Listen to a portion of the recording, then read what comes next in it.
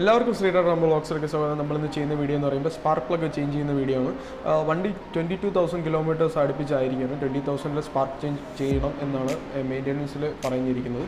അപ്പോൾ അതുകൊണ്ട് നമ്മൾ സ്പാർക്ക് പ്ലഗ് ചെയ്യുന്നതാണ്. അല്ലാതെ നിങ്ങൾക്ക് സ്പാർക്ക് പ്ലഗ് വണ്ടിയിൽ മിസ്സിങ്, പിന്നെ വണ്ടിയിൽ ഫ്യൂവൽ കൺസപ്ഷൻ കൂടുതലാവും, മൈലേജ് കുറയാം, ഇങ്ങനെയുള്ള പ്രശ്നങ്ങളൊക്കെ വരുന്നെങ്കിൽ നിങ്ങൾക്ക് സ്പാർക്ക് പ്ലഗ് മാറ്റേണ്ടതായിട്ട് വരും. അപ്പോൾ അതെങ്ങനെ എത്ര പെട്ടെന്ന് മാറ്റാമെന്നുള്ള വീഡിയോ ആണ് നമ്മൾ നോക്കുന്നത്. നമ്മൾ ഫസ്റ്റ് സ്പാർക്ക് പ്ലഗിൻ്റെ ഇഗ്നൈറ്റർ കേബിളും പിന്നെ അതിൻ്റെ കോയിൽ പോലെ വരുന്ന സംഭവമാണ് റിമൂവ് ചെയ്യുന്നത്. അത് ജസ്റ്റ് കൈ കൊണ്ട് നമ്മൾ വലിച്ചാൽ മതി, അത് റിമൂവ് ആയിട്ട് വരും. അത് രണ്ടായിട്ട് റിമൂവ് ചെയ്യാം, അല്ലെങ്കിൽ ഒറ്റ പീസായിട്ടാണെങ്കിൽ റിമൂവ് ചെയ്യാം. ഞാൻ രണ്ടായിട്ട് റിമൂവ് ചെയ്തതെന്ന് വെച്ചാൽ ഇതിനകത്ത് വല്ല ഡേർട്ടോ തുരുമ്പോ ഉണ്ടോ എന്ന് അറിയാൻ വേണ്ടിയിട്ടാണ്. നമ്മൾ യൂസ് ചെയ്യുന്ന ടൂൾസ് നമ്മൾ വളരെ ബേസിക് ആയിട്ടുള്ള ടൂൾസാണ് യൂസ് ചെയ്യുന്നത്. നമ്മളിപ്പോൾ യൂസ് ചെയ്യുന്ന ഈ ടൂൾ എന്ന് പറയുമ്പോൾ വണ്ടിക്കകത്ത് തന്നെ വരും spark plug socket 16 spark plug socket use ചെയ്താണ് ഇത് ചേഞ്ച് ചെയ്യുന്നത്.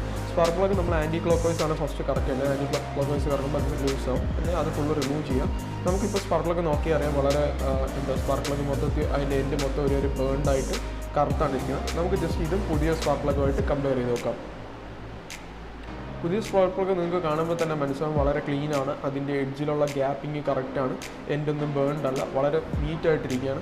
പുതിയ സ്പാർക്ക് പ്ലഗ് ഇടുമ്പോൾ വണ്ടിയുടെ മൈലേജ്, വണ്ടിയുടെ മിസ്സിങ്, വണ്ടിയിൽ അങ്ങനെയുള്ള ഇൻകംപ്ലീറ്റ് ഫ്യൂവൽ ബേണിങ് അങ്ങനെയുള്ള പ്രശ്നങ്ങളൊന്നും വരത്തില്ല. പിന്നെ ഒരു 20,000-25,000 കിലോമീറ്റേഴ്സ് സ്പാർക്ക് പ്ലഗ് ചേഞ്ച് ചെയ്ത് വണ്ടിക്ക് എപ്പോഴും നല്ലതാണ്.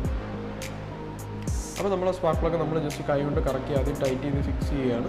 അതിനുശേഷമാണ് നമ്മൾ ഈ 16 ഇഞ്ചിൻ്റെ സോക്കറ്റ് യൂസ് ചെയ്ത് അത് ടൈറ്റ് ചെയ്യുന്നത്.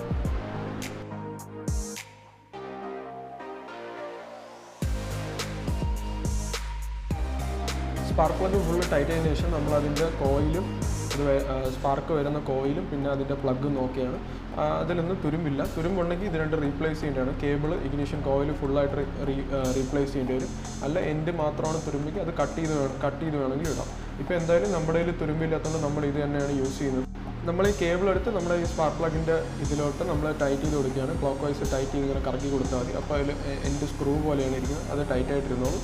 അതിനുശേഷം നമ്മൾ സ്പാർക്ക് പ്ലഗിൻ്റെ അകത്തോട്ട് ഈ പ്ലഗ് മൊത്തം സിസ്റ്റമായിട്ട് നമ്മൾ തള്ളി കയറ്റുകയാണ് ചെയ്യുന്നത്. അപ്പം നമ്മുടെ വീഡിയോയുടെ തീർന്നിരിക്കുകയാണ്. വളരെ പെട്ടെന്ന് ഇങ്ങനെ സ്പാർക്ക് പ്ലഗ് ചെയ്യാമെന്നുള്ള വീഡിയോ നിങ്ങൾ കണ്ട്. അപ്പോൾ ലൈക്ക് ചെയ്യുക, ഷെയർ ചെയ്യുക, കമൻറ്റ് ചെയ്യുക, സബ്സ്ക്രൈബ് ചെയ്യുക.